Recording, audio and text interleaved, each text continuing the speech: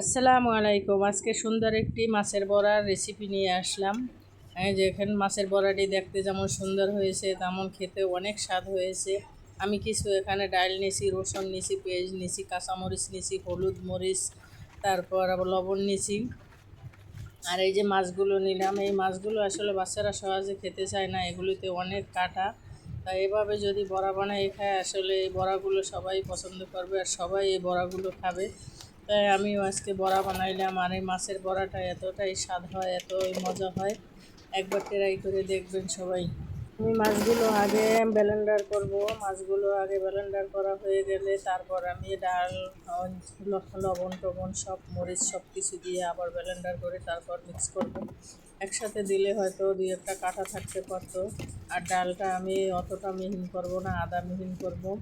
আর এখানে এই যে ডাল, পেঁয়াজ, রসুন, লবণ, মরিচ, হলুদ সব কিছু একসাথে দিয়ে দিছি, কাঁচামরিচ সব কিছু একসাথে দিয়ে দেওয়ার পরে এটাকে ব্লেন্ডার করব। ভালোভাবে ব্লেন্ডার করে আমি সব একসাথে মাখাইয়ে নিব।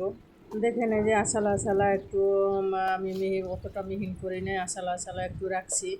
এখন সব কিছু মাখাইয়ে আমি 10 মিনিট রেখে দেব। 10 মিনিট রেখে দিলে লবণটাও মাছের ভিতরে ভালো ঢুকবে। আর কাঁচা জিরা ফাঁকি দিলাম, একটু কাঁচা জিরা ফাঁকিয়ে আমি দিয়ে দিলাম। যদি মাছের কোনো একটা, মাছের তো কাঁচা মাছের একটা ঘ্রাণ আছে, ওই ঘ্রাণটা হয়তো আসবে না, এই কারণে আমি এগুলো দিয়ে দিলাম। আরও আমি এখানে অনেক কিছু মিক্স করব এখনও।